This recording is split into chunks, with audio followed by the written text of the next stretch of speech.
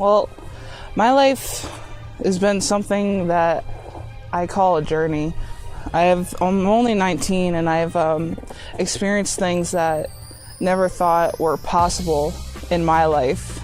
Grew up in the church, went every Sunday, every Wednesday, every Sunday night, and you think that you have your family together and that everything's okay, but it's like when you're that young at 14, things are different.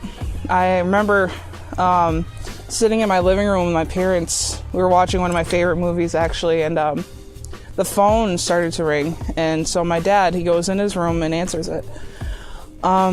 He was on the phone for a good 15 minutes, and then my mom goes in the room, and she asked him, she's like, "Who was that?" And he said, "It was a woman that I cheated on you with, and I want a divorce." I couldn't grasp that. Hearing that, just sitting in the living room, I'm just shaking. My hands are shaking. My brain is going through a million different thoughts. And I feel so like, I don't even know how I feel. Such an emotional feeling. I couldn't even listen. I had to walk out of that room and just go outside and just text everyone that I knew, because I was so young. I didn't know what to do. I was like calling everyone, like my family getting split up. I don't know what to do. I don't know what's going on. And so I walk in the house, and my dad, he's standing right in front of me, and he said, "Sarah, what do you want me to do?" And I was so emotionally hurt and lost that I just said, "You know what? Just leave. Get out. Don't come back."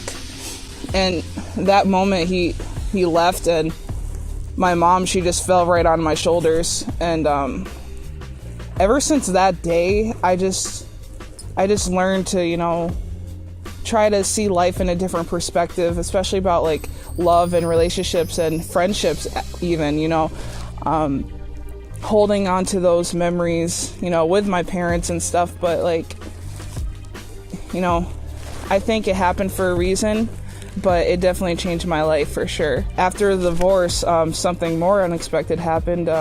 Me and my mom, we got our own apartment, and she started getting into this job that it was over the computer, and it was something that I was definitely very fishy about, but she got into it, and it was secret shopping, she was told. And she would spend all of her time on the computer, and then she would travel. And then one day, I was home by myself. That morning, I called her, and I asked if, like, "Mom, can I order a pizza?" And she said, "Sure." So she gave me her debit card information and all the information. And then it was about maybe 4 o'clock. I was expecting her to come home that night. And it was funny. I swear God was speaking to me, because I remember cleaning up the house, and I tried to call my mom. No answer. Mind you, she always answers my calls. Then as I pick something up off the floor, and then I look up, and there's a picture of my mom.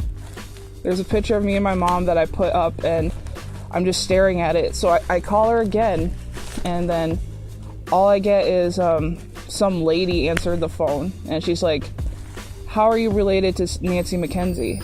And I'm like, "That's my mom. I'm her daughter." And they didn't believe me, so they gave me this phone number to call her from, and then it was the police station. Man, that was like the worst. Just hearing my mom cry unbearably, like something I couldn't even imagine her, the way she talked, I couldn't imagine her talking like that. And she was just so upset. She's like, "Sarah, I'm in jail. I don't know what to do. I don't know when I'm coming home." She was in New York. I was in Massachusetts. And basically my life ended that day. No idea what was going to happen. We had this apartment together. I was only like 17 at the time. I had no idea what to do and who to contact, but my brother showed up. I guess she called him before I even talked to her, and he said, "Get your stuff, we're leaving." I had to pack up my whole life in like 5 minutes. All my clothes, my camera, my laptop, everything that I owned, it had to be gone. And I had to just throw in my brother's truck and just go to his house. A week before I started my senior year, actually. And just imagine going to school, knowing that you basically are homeless, and your mom's like 4 hours away in a cell, and you can't contact her at all, only through letters. I had to move into my brother's house. It was the first day of school, and I told him, I don't want to go to school. I don't want to be around everyone. I am so lost right now. I don't know what God is doing, and honestly, I had no faith at all at that point, because I was basically homeless and going to school, and I did not want to be around these people. How do you explain that to someone? My mom's in jail. Like, my mom was the person that was always like at my school events, my church events and stuff. It's like, my mom was so innocent, but she was in jail. Ever since then, it was like the hardest thing ever. So I bounced from house to house. I at least moved 9 times that year.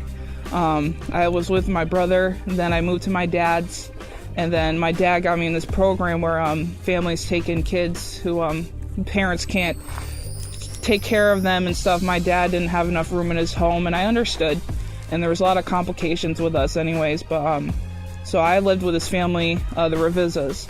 They were such a blessing. They went to my church. I didn't really know them until I moved in, but they showed me like just the love of God and just to be peaceful and happy. And, you know, even though my mom is going through a rough time, that, you know, things are going to change for me. So I go out, and she said a friend of my mother's was here. Mind you, that previous week, I didn't hear anything from my mom.